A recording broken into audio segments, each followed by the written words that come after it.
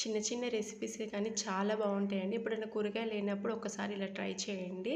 ముందుగా gas on చేసేసుకొని pan పెట్టేసుకొని ప్యాన్ హీట్ అయిన తర్వాత 1 టేబుల్ స్పూన్ నిండా ఆయిల్ యాడ్ చేసేసుకోవాలి. ఆయిల్ హీట్ అయిన తర్వాత 1/2 టీ స్పూన్ జీలకర్ర, 1/2 టీ స్పూన్ ఆవాలు యాడ్ చేసేసుకోవాలి. 5 నిమిషాలు అయిపోతుందండి. చాలా టేస్ట్గా ఉంటుంది. వేడి వేడి అన్నంలో తింటే ఇంకా సూపర్గా ఉంటుంది. ఇవి 2 చిటిపటలాడిన తర్వాత ఆనియన్స్ 2 మీడియం సైజు ఉన్నవి ఇలా పొడుగా కట్ చేసుకొని అందులో వేసేసుకోవాలి.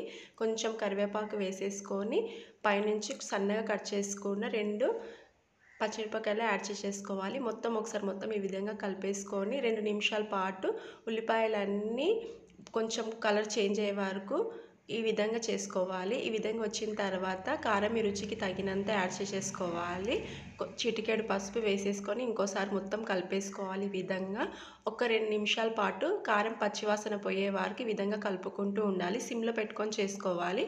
ఈ విధంగా 2 నిమిషాలు అయిన తర్వాత గ్యాస్ ఆఫ్ చేసేసుకోవాలి. ఇది మొత్తం కొంచెం 2 నిమిషాలు చల్లగే వరకు పక్కకు పెట్టేసుకోవాలి.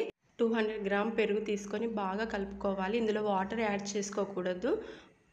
ఈ విధంగా మొత్తం కలిపేసుకొని ముందుగా రెడీ చేసి పెట్టుకుని అందులో వేసేసుకోవాలి. 2 నిమిషాల పాటు బాగా కలిపేసుకోవాలి. మసాలాలు మొత్తము పెరుగు బాగా పట్టేటట్టు ఈ విధంగా కలిపేసుకోవాలి. అంతే అండి. చాలా ఈజీగా చాలా టేస్టీగా కూడా ఉంటుంది. కూరగాయలు లేనప్పుడు ఒక్కసారి ఇలా ట్రై చేయండి. చాలా బాగుంటుందండి. బాగా నచ్చుతుంది మీకు. పైనుంచి కొంచెం సాల్ట్ వేసేసుకొని ఇంకోసారి కలిపేసుకోవాలి. అంతే అండి. మళ్ళీ ఈ రెసిపీ ఎలా ఉంది? చాలా బాగా నచ్చేసింది కదా మీకు. పెరుగుతోని 5 నిమిషాలు చాలా టేస్టీ అయిన పెరుగు కర్రీ రెడీ అయిపోయింది. ఆనియన్ కర్రీ అని కూడా పిలవచ్చు. రెసిపీ అప్పటికప్పుడు చేసుకొని తినాలి. నెక్స్ట్ డేకి అయితే బాగుండదండి. ఫ్రిడ్జ్లో పెట్టుకున్న అంత టేస్ట్గా ఉండదు.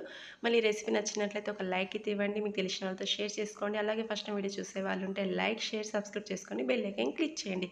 ఇలాంటి ఈజీ టేస్టీ రెసిపీస్ కావాలంటే నా ఛానల్ని సబ్స్క్రైబ్ చేసుకోవడం మర్చిపోవద్దు.